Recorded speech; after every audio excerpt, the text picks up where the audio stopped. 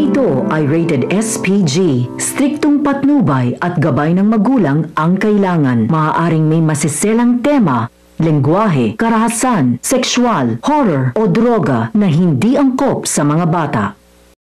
Palaban si Ina. Nagbabalik siya para pabagsakin ang mga De La Costa at lahat ng mga taong umape sa kanya. Kasama na rito ang dati niyang madrasta na si Lani. Abangan natin sa Shining Inheritance. Nakikipagsabayan si Joanna sa papromo ng restaurant ni Ina. Pero pumalpak siya dahil bukod sa naubusan sila ng stocks at nalito ang mga tao niya sa dagsa ng orders, hindi pa rin nagustuhan ng mga tao ang sinaserve nilang mga pagkain. Nagsigawan sila na nabudol lang sila ng may-ari ng Joanna's Legacy. Nagdesisyon ng lahat na iwan ang restaurant. Nag-alisan silang lahat at lumipat sa katapat na restaurant, sa Shining Casserole. Galit na galit si Joanna. Sinundan niya ang mga tao. Nagulat si Joanna dahil patok ang promo ni Ina. Marami rin ang nagustuhan ng pagkain na sinaserve dito. Inaway niya si Ina. Nakahanda naman si Ina sa pagdating ni Joanna. Nag-iskandalo si Joanna rito. Kahit pinigilan na ni Ina si Joanna sa pag-iingay, ay nagtuloy-tuloy lang sa pang-iinsulto si Joanna. Bubuhusan sana ni Joanna ng isang basong juice si Ina, pero nahawakan agad ito ni Ina. Napigilan niya si Joanna sa panggugulo, pero bumagsak pa rin ang baso at nabasag. Nagtinginan ang mga tao. Nagalit sila kay Joanna dahil sa hindi nito pagtanggap na ayaw ng mga guests sa pagkain nila sa kabila. Pinagtabuyan si Joanna ng mga tao dahil naiistorbo nito ang masarap na pagkain nila. Natatawa naman si Ina dahil napahiya si Joanna sa ginawa nitong kaguluhan. Bumalik na si Joanna sa restaurant. Galit na galit siyang lalo kay Ina. Pagkaalis naman ni Joanna, inestima ni Ina ang mga guest niya at humingi ng pasensya sa naging kaguluhan kani-kanina lamang. Tinanggap ng mga tao ang paghingi ng pasensya ni Ina. Kahit nangyari yon ay nag-e-enjoy naman sila sa pagkain. Nagpatuloy sila sa masarap na pagkain nila. Nakatanaw si Ina sa mga guest nila at natutuwa. Unti-unti na niyang naaagaw ang kasikatan ng Joanna's Legacy. Kinabukasan, nabalitaan ito ni Yuan. Nagalit si Yuan, pati na rin si Amy. Hindi nakatiis si Yuan na hindi puntahan si Ina. Gusto niyang sumbatan si Ina. Ayaw siyang payagan ni Amy pero mapilit si Yuan. Wala nang nagawa si Amy. Pagdating ni Yuan sa Shining Casserole, hinanap niya agad si Ina para kausapin. Pinakalma ni Ina ang mga waiters niya. Hinarap niya ng maayos si Yuan. Nakaismid si Ina. Tinanong ni Ina kung ano ang ginagawa ni Yuan dito. Hindi na talaga sila mapakali dahil nung una si Joanna, ngayon naman si Yuan na nagpunta. Guilty ba siya sa pagsulpot ni Ina? Pinilit ni Ina na sumagot si Yuan. Inulit niya ulit ang tanong. Apektado ba si Yuan sa muli niyang pagbabalik?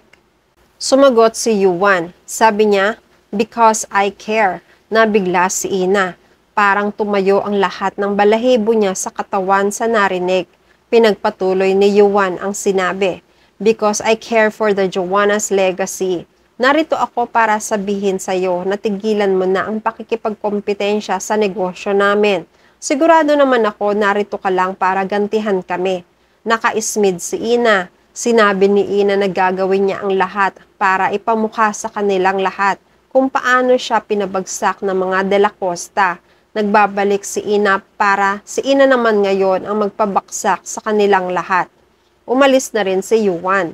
Mga ilang sandali, si Francis naman ang dumalaw kay Ina. May dalang isang bouquet ng bulaklak si Francis. Sakto naman, palagi nakatanaw sina Joanna at Amy sa restaurant ni Ina para mag-espiya at manmanan. Napansin agad nila at nakita si Francis at si Ina na nagyayakapan. Tanda ito ng pagbabatian ng dalawa sa muling pagkikita ng magkaibigan. Sobrang nagsiselo si Joanna sa nakita. Gigil na gigil siya.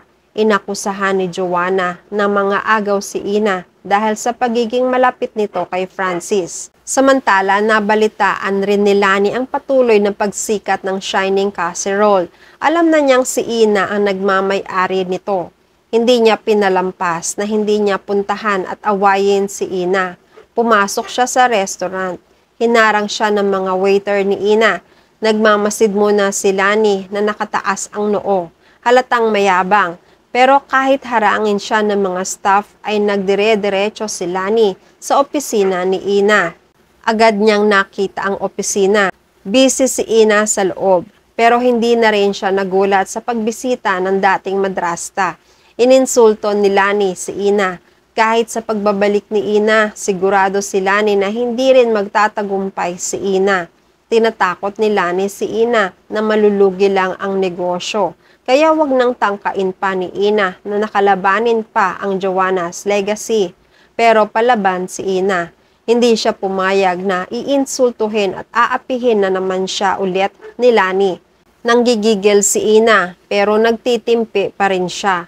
Inangat ni Ina ang display niya. Binitiwan, gumulong at natamaan si Lani sa paa. Nagbanta si Ina.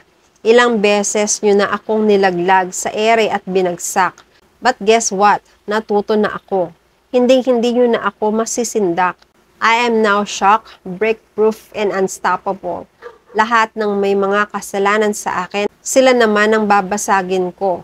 Biglang kinabahan si Lani sa pagiging palaban ni Ina. Matapang na talaga si Ina matapos ng lahat ng mga pinagdaanan nito sa mga De La Costa at kay Lani. Alam ni Lani na kahit anong pambabanta niya ay hindi na uubra pa kay Ina. Unti-unti na siyang naglakad hanggang sa tuluyan na siyang nag-walk out.